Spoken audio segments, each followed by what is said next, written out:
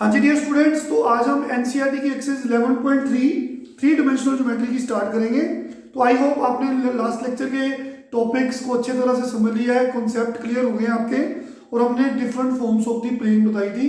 तो I hope आप सबने इनको याद कर लिया है।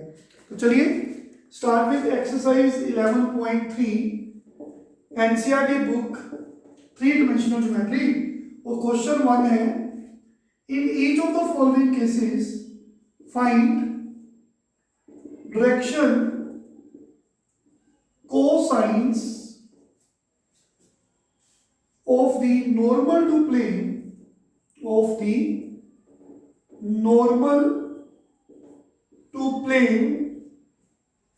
and distance from origin। तो प्लेन दिया हुआ है फर्स्ट पार्ट में z इक्वल टू 2। तो बच्चों इसके क्वेश्चंस को समझने से हमारी जितनी भी टाइप्स है वो भी देखो रिवाइज हो जाएगी। तो find direction cosines of normal to the plane and distance from the origin. तो बच्चों एक प्लेन गिवन है z इक्वल टू 2। तो याद करेंगे हम कि जब भी हमें प्लेन का डिस्टेंस ओरिजिन से पूछा गया हो, जो उसके बारे में बात की गई हो, तो हमेशा हम नॉर्मल फॉर्म की बात करते हैं, जो कि हमने लास्ट लेक्चर में आपको एक्सप्लेन किया था। तो प्लेन की जनरल फॉर्म होती है ax plus by plus cz plus d equal to 0। ये प्लेन की जनरल इक्वेशन होती है। बेसिकली जो भी आपका आंसर आएगा ना प्लेन का, वो इस फॉर्म में आएगा, जिसमें ए बी सी जो होते हैं ना, a b c x y z के कोफिशिएंट्स, वो डायरेक्शन रेशियोज होते हैं किसके? नॉर्मल टू द प्लेन के। नॉर्मल मतलब परपेंडिकुलर।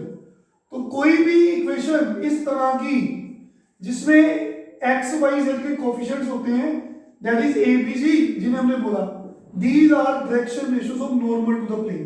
मान लो ये प्लेन है, समझ लो, समझने के लिए आसान रहेगा समझना।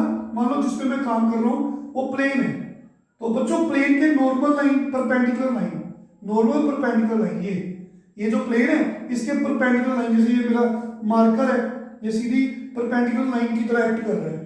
तो जो एबीसी है वो प्लेन के नॉर्मल लाइन के डायरेक्शन रेशियोज होती है। तो जो भी आंसर आएगा इस फॉर्म में आएगा, ax plus by plus cz plus d equal to 0। ये जनरल इक्वेशन होती है प्लेन की, हम डिस्कस कर चुके हैं। और हमने बताया था ये नॉर्मल फॉर्म होती है, प्लेन की नॉर्मल फॉर्म होती है, जिसमें एक्स वाई जेड के जो कोफिशिएंट्स होते हैं एल एम एन, ये डायरेक्शन कोसाइंस होते हैं। ये डायरेक्शन कोसाइंस होते हैं प्लेन के जानी नॉर्मल टू द प्लेन के, नॉर्मल टू प्लेन के। तो जो P होता है इसे क्या बोलते हैं? परपेंडिकुलर डिस्टेंस, प्लेन का distance, perpendicular distance from the origin. ये सब कुछ हम डिस्कस कर चुके हैं लास्ट लेक्चर में। आई होप आप सबने ये समझा है। तो बच्चों जब भी डिस्टेंस की बात होगी, प्लेन के डिस्टेंस की बात ओरिजिन से, तो हम हमेशा जो हमें प्लेन गिवन है उसको इस फॉर्म में लाएंगे। तो इस फॉर्म में लाने के लिए सबसे पहले मैं z इक्वल टू 2 को ऐसे लिखूंगा 0 into x plus 0 into y plus 1 into z equal to 2। 0 into x 0 ही होता है, 0 इंटू वाई 0 ही होता है, तो 1z इक्वल टू 2। तो बच्चों इस इक्वेशन को इस फॉर्म में लाने के लिए मैंने x के कोफिशिएंट 0 लिखा, y का कोफिशिएंट 0 लिखा। फिर हमने देखा कि क्या x y z के कोफिशिएंट्स डायरेक्शन कोसाइंस हैं। तो बच्चों x y z के कोफिशिएंट्स जहां तो डायरेक्शन रेशियोज होते हैं, जहां तो डायरेक्शन कोसाइंस होते हैं। तो याद रखेंगे a b c direction ratios कब होंगे? उनके स्क्वायर का सम कभी भी 1 नहीं होता। तो हमने ये ऑलरेडी बताया है। और l square plus m square plus n square का सम हमेशा 1 होता है। तो अगर एक्स वाई जेड में ये रिलेशन सेटिस्फाई होता है, हम बच्चों एक्स वाई जेड के कोफिशिएंट्स को एल एम एन से डिनोट करेंगे, जब डायरेक्शन कोसाइंस बोलेंगे। अगर l square plus m square plus n square 1 है। अगर इनके स्क्वायर का सम 1 नहीं है तो बच्चों को डायरेक्शन रेशियोज हैं, उनको ए बी सी से डिनोट करेंगे। आई होप क्लियर हो गया सबको। तो यहाँ पे here 0 square plus 0 square coefficient of x, coefficient of y and coefficient of z, इनके स्क्वायर का सम 1 आ रहा है। अगर तो ये 1 आ रहा है तो आप बोलिए compare this equation 1 by normal form जो हम बता चुके हैं ऑलरेडी। ठीक है बच्चों, तो ये आ गया 1, सॉरी बी, यही होती ना lx plus my plus nz equal to p। तो l कितना है 0, m कितना है 0, n कितना है z का कोफिशिएंट 1 और कंपेयर किया p कितना है 2। तो बच्चों l m n होते क्या हैं, direction cosines of normal to the plane, direction cosines of normal to plane. वो कौन है l m n, that is 0 0 1, यही तो पूछा है, direction cosines of normal to the plane. And p कौन है, perpendicular distance from the origin to the plane, इस प्लेन का ओरिजिन से डिस्टेंस वो पी होता है, इट इज 2। क्वेश्चन खत्म। वंस मोर, हमें ये प्लेन दिया है, हमें इस प्लेन के नॉर्मल लाइन के डायरेक्शन रेशियोज, परपेंडिकुलर लाइन के डायरेक्शन कोसाइंस चाहिए और प्लेन का डिस्टेंस फाइंड करना है ओरिजिन से। तो ये सीधा सीधा हमें हिंट दे रहा है कि आपको इक्वेशन को इस फॉर्म में लाना है। तो हमने सबसे पहले क्या किया, 0x 0y 1z equal to 2 लिखा, लिख सकते हैं। अगर इनके स्क्वायर का सम 1 है तो सीधा सीधा कंपेयर कर दो, अगर इनके स्क्वायर का सम 1 नहीं है तो फिर हम जानते हैं ये जो कोफिशिएंट्स हैं वो डायरेक्शन रेशियोज की तरह एक्ट होते हैं और डायरेक्शन रेशियोज को डायरेक्शन कोसाइन में कन्वर्ट करना हमें सबको आता है, हम उसको मैग्नीट्यूड से डिवाइड करते हैं। फाइन, तो बच्चों ये 1 है, तो अगर ये 1 है इनका स्क्वायर का सम, तो ये x y z के जो कोफिशिएंट है वो डायरेक्शन कोसाइंस होते हैं और हम उनको l m n से डिनोट करते हैं। तो बच्चों ये अगर इक्वेशन इस तरह से बन गई तो ये p जो है ये 2 है, तो ये distance of the plane from the origin. I hope clear हो गया सबको। तो दिस इज फर्स्ट पार्ट। तो नेक्स्ट पार्ट वी हैव, काफी बच्चों इजी क्वेश्चन है, इससे आपके फॉर्मूले क्लियर हो जाएंगे जो हम डिस्कस कर चुके हैं। सेकंड पार्ट है इस क्वेश्चन का, x plus y plus z is equal to 1, same question. तो यहां पे x y z के कोफिशिएंट कौन है, 1 1 एंड 1। अगर इनके स्क्वायर का सम 1 है तो ये कोफिशिएंट डायरेक्शन कोसाइंस है, लेकिन अगर इनके स्क्वायर का सम 1 नहीं है, अगर स्क्वायर का सम 1 नहीं है तो ये डायरेक्शन रेशियोज हैं। तो बच्चों direction ratios x y z के जो कोफिशिएंट्स हैं अगर उनके स्क्वायर का सम 1 है तो वो डायरेक्शन कोसाइंस है, अगर उनके स्क्वायर का सम 1 नहीं है तो वो एक्स वाई जेड के कोफिशिएंट डायरेक्शन रेशियोज हैं। डायरेक्शन रेशियो किसके, नॉर्मल टू द प्लेन, हम बता चुके हैं प्लेन के जो डायरेक्शन रेशियोज हैं वो नॉर्मल टू द प्लेन के होते हैं, उसके परपेंडिकुलर लाइन के डायरेक्शन रेशियोज भी होते हैं। तो direction ratio normal to the plane are coefficients x का कोफिशिएंट, y का कोफिशिएंट एंड z का कोफिशिएंट। तो बच्चों here these are direction ratios.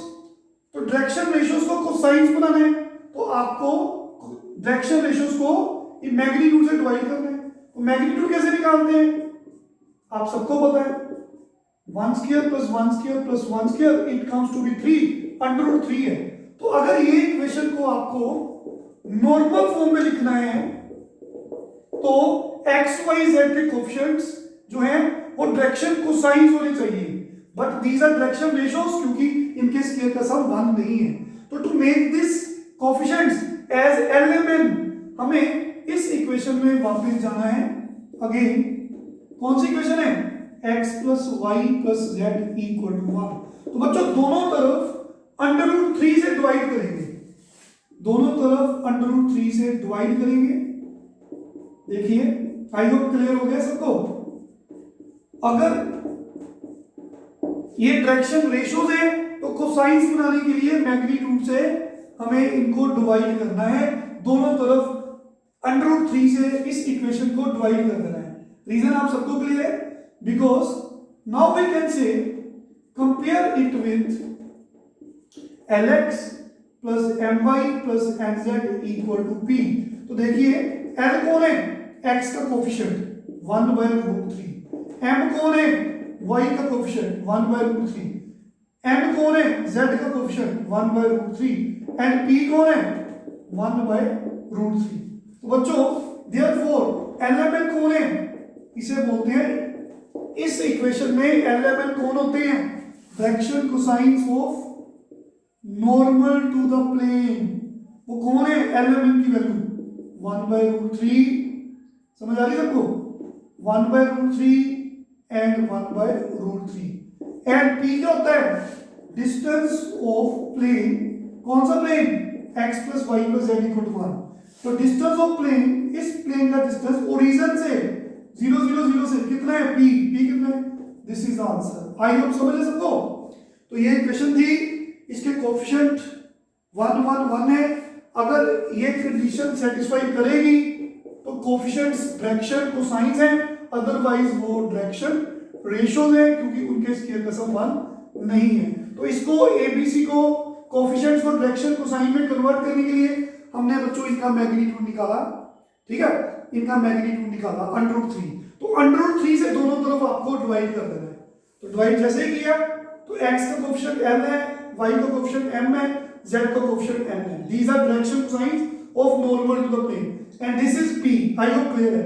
देखिए कंफर्म कर लीजिए कि क्या l² plus m² plus n² 1 आ रहा है? अब आएगा।